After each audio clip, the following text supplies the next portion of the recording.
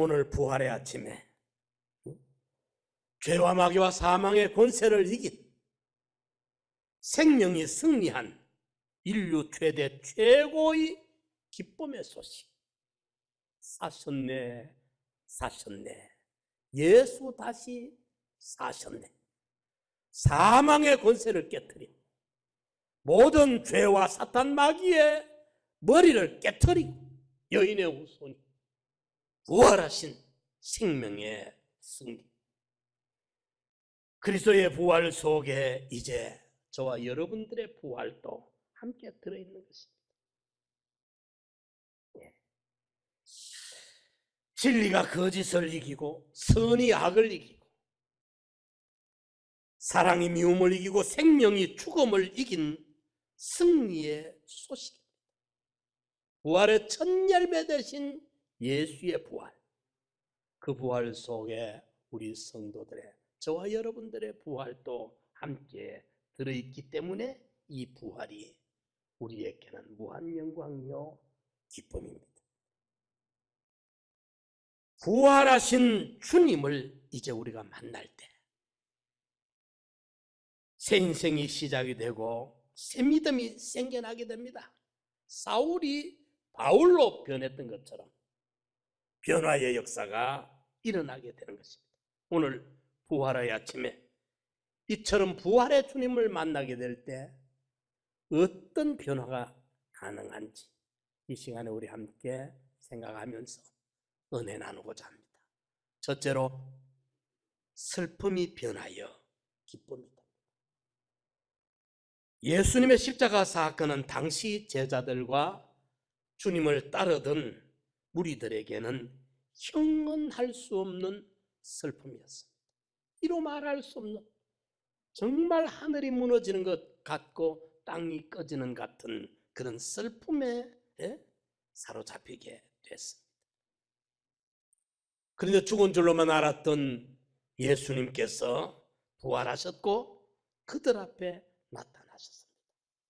그 순간 그들에게서 슬픔과 탄식은 사라지고 기쁨과 소망으로 충만하게 되었던 것입니다. 지금까지 그들을 사로잡고 있던, 휘감고 있던 슬픈 마음, 낙심했던 절망감은 일순간에 사라지고 바뀌어졌던 것입니다. 이처럼 부활의 주님을 만나면 슬픔이 변하여 기쁨이 됩니다. 비단 당시의 제자들의 이야기만이 아닙니다. 오늘을 살아가는 저와 여러분들에게도 부활하신 주님을 만나고 부활신앙이 우리에게 회복이 되면 우리를 슬프게 하는 어떤 그런 이유들도 슬픔이 기쁨으로 바꿔지게 되는 것입니다. 사도 바울을 보십시오. 그가 다메섹 도상에서 부활하신 예수님을 만나고 예수를 구주로 영접한 이후에 세상적으로는, 육신적으로는 늘 박해당하고 핍박당하고 두들겨 맞고 감방살이하고 이것이 사도 바울의 연이어지는 생활이었습니다. 그러나 그에게 어떤 슬픔도 그를 슬프게 못했습니다. 빌립보 감방에 갇혀 있으면서도 항상 기뻐하라.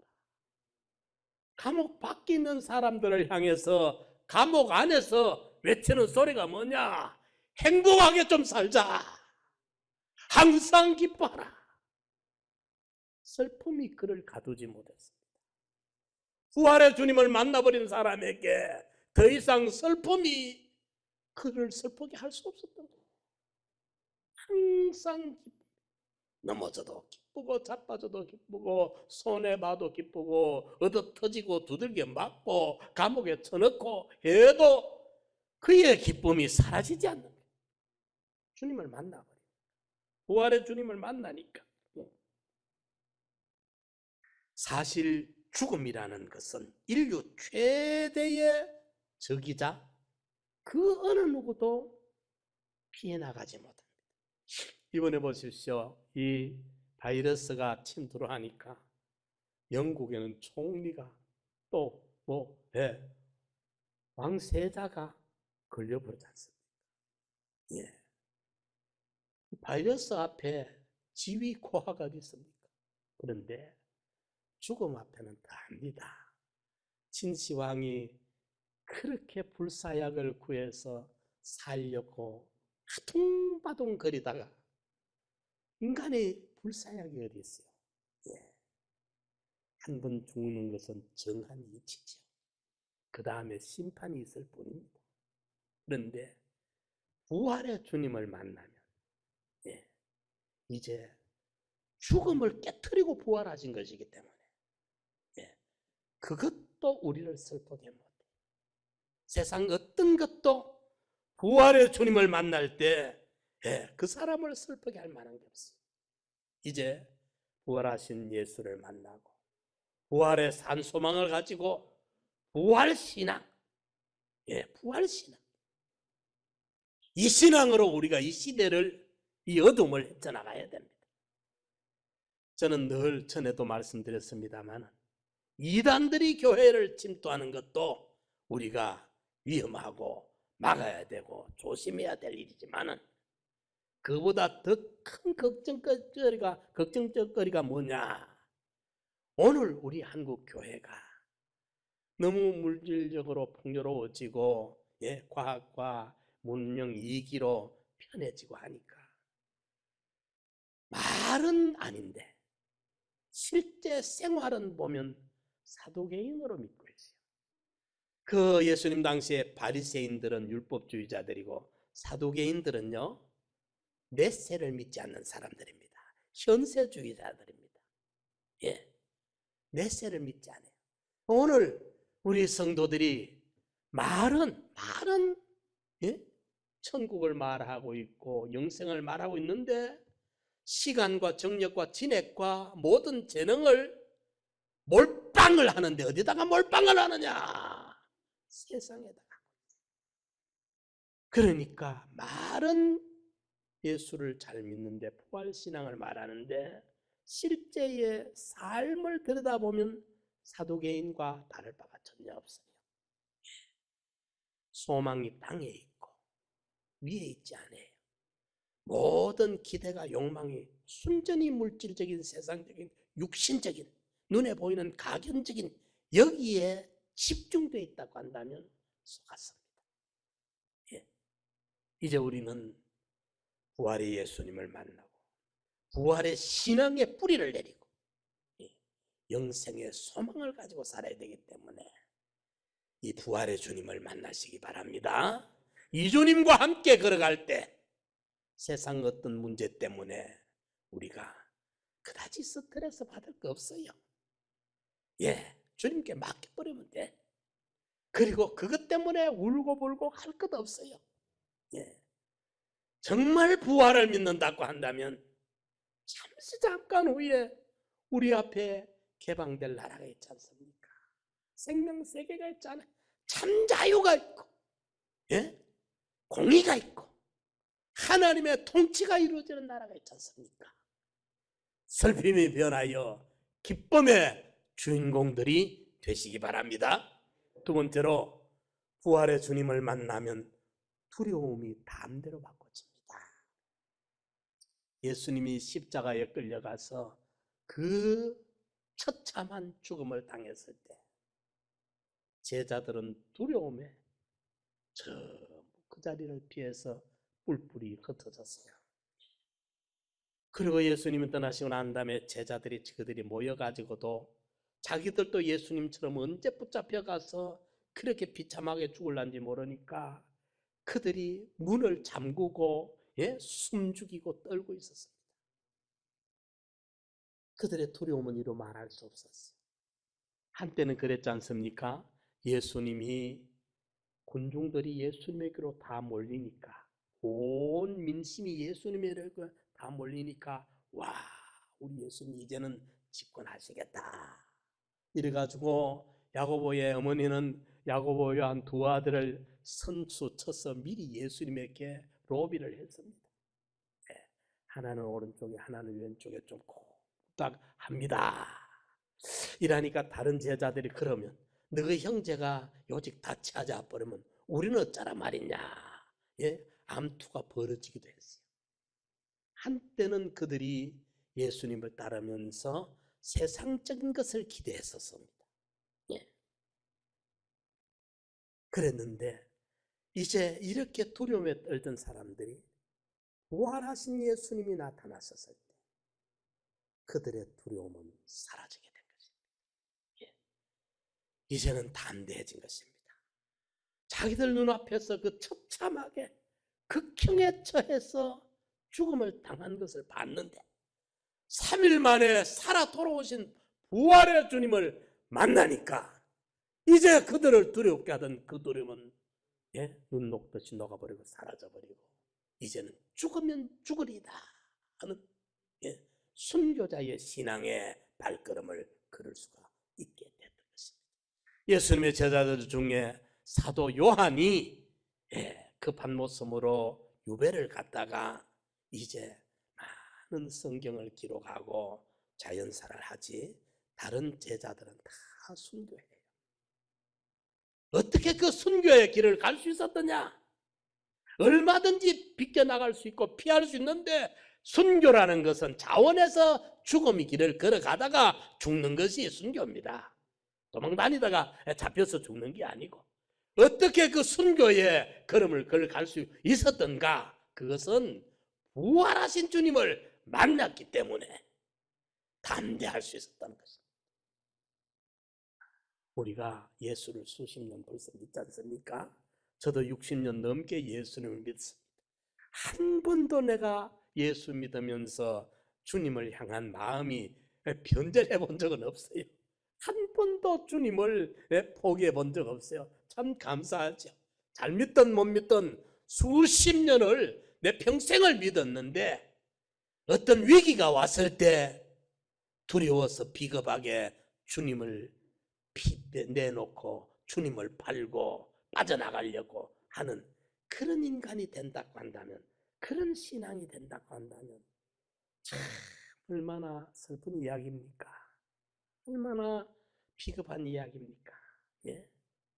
이러니까 이제 우리도 부활 신앙을 가지고 부활하신 예수님을 만나가지고 우리도 이제 좀 두려워 떨지 말고 담대하게 예수 이름으로 나갈 수 있는 어떤 상황이 닥쳐온다 할지라도 비굴하게 비겁하게 주님 모른다고 제자들처럼 도망치지 말고 담대하게 외치고 나갈 수 있는 이런 신앙의 소유자들이 되시기 바랍니다. 사다랑 메사가 아벳느고를 보십시오. 느부갓네살이 겁박을 주고 풀무불을 달구고 별의별 위협을 가해도 두려워하지 않았잖아요. 한치 양보를 하지 않습니다. 주님을 믿으니까, 하나님을 믿으니까, 확신이 있으니까 말이에요.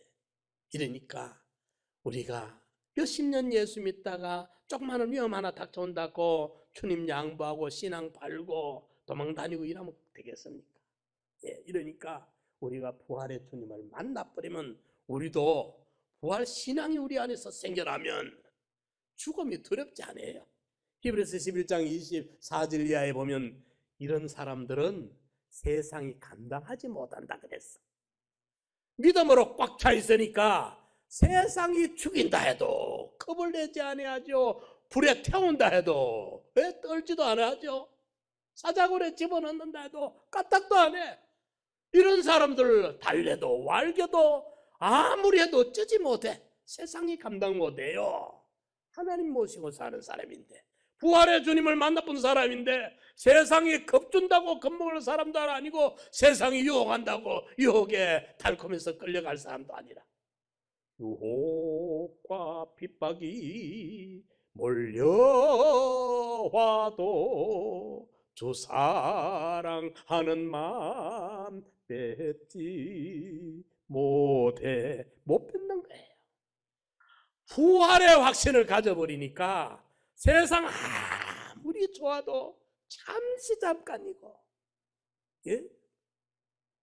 하나님의 백성들과 함께 고난당하는 것을 애굽의 부요보다 더 낫다는 계산이 모세의 머릿속에 들어오니까 바로의 공주의 아들이라는 이름을 던져버리고 궁중의 그 보화를 다 포기해버리고 고생길을 찾아 들어가는 거예요. 왜? 이게 마진이 여기가 천배 만배 마진이 많아. 이게 유익해. 비교할 수가 없어. 이러니까 담대한 거예요.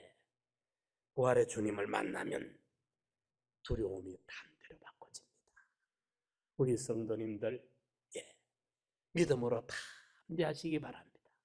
세 번째로 부활의 주님을 만나면 실망이 소망으로 바꿔집니다.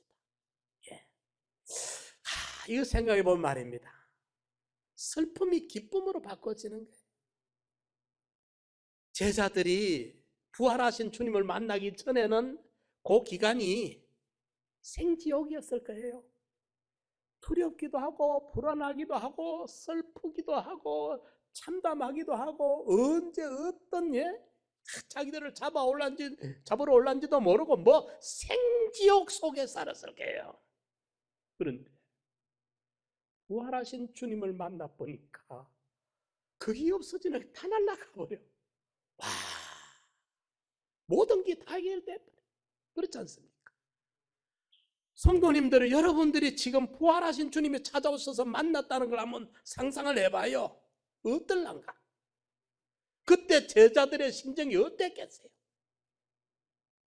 그렇게 기가 죽고 마음이 가라앉고 낙담하고 슬퍼하던 것이 그게 온데간데 없이 주님 만나보니까 천하를 다 내가 차지한 것이고 무엇이 걱정이겠어요? 슬픔이 기쁨으로 바꿔지고 이제 이 부활의 주님을 만나보니까 이제는 죽고 살고 두려움이 없어요. 사망의 권세를 깨고 승리한 승리의 주님을 만나버리니까 두려움이 하나도 없어져요. 그리고 조금 전까지만 해도 그들의 절망이 어땠겠습니까? 이적을 행하고 기사를 행하고 죽은 나사로를 살리고 오병이의 역사가 일어나던 그 기적이 무엇이냐? 그 결과가 이렇게 끝장나고 마느냐? 악의 세력이 선의 세력을 이기고 지나는가? 이렇게 생각했던 제자들이었는데 부활하신 예수님이 찾아오시니까 부활하신 예수님을 만나니까 그들의 절망, 그들의 낙담했던 것이 사라지고 이제 진짜 주님이 말씀하신 한마디 한마디가 영생의 소망으로 믿어지고 다가오는 거예요.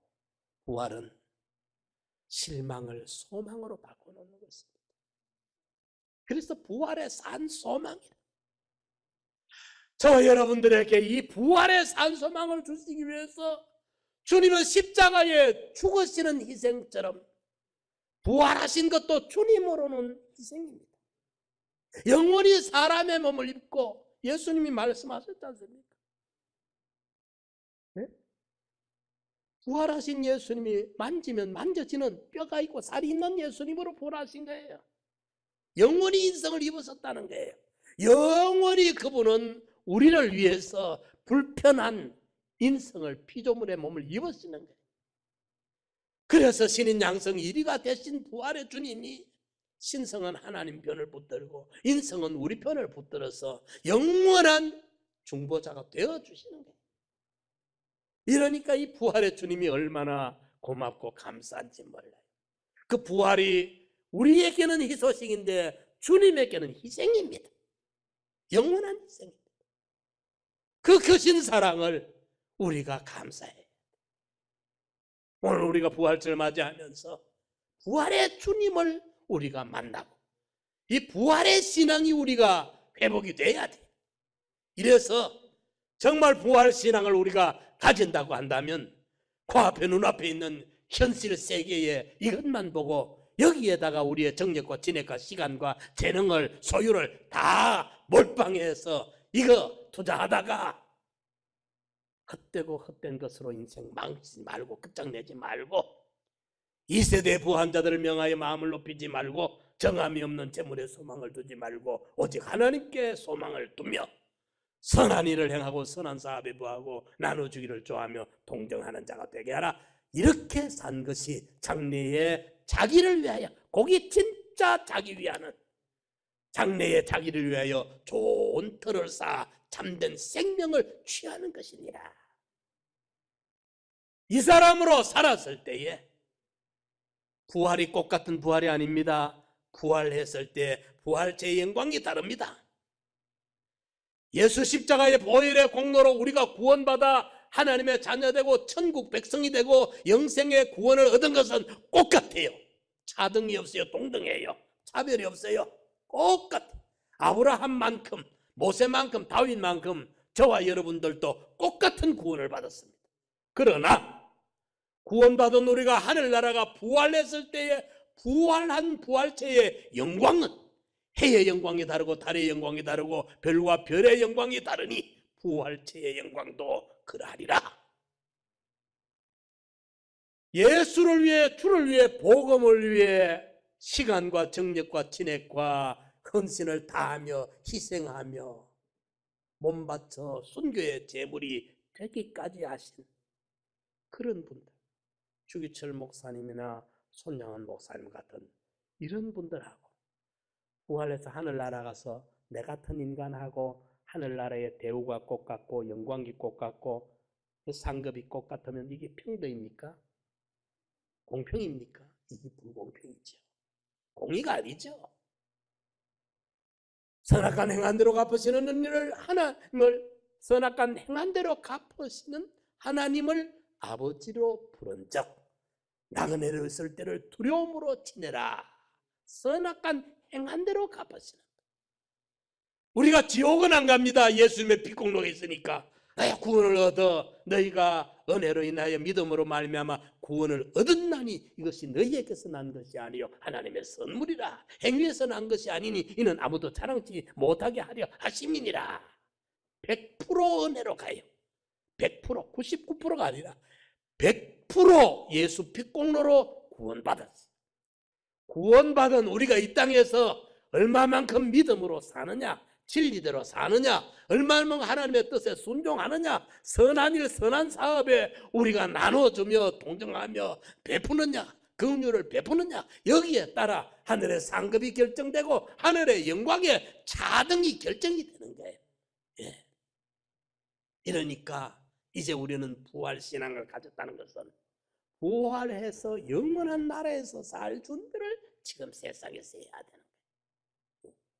부활한다, 부활받는다, 하늘나라에 영생한다, 그거 아는 것으로 끝나지 말고, 그렇기 때문에 부활하기 때문에 영생하기 때문에 그 나라에는 세상처럼 7, 80년 살다가 끝나는 게 아니라 영원한 나라이기 때문에 영원한 나라에 가서 사용되어질 수 있는 실력과 기능과 그 나라의 상급과 그 나라에서 누리게 될 영광을 지금 우리가 마련해야 되는 거예요. 그거는 우리 자신들에게 각각 달려 있어요.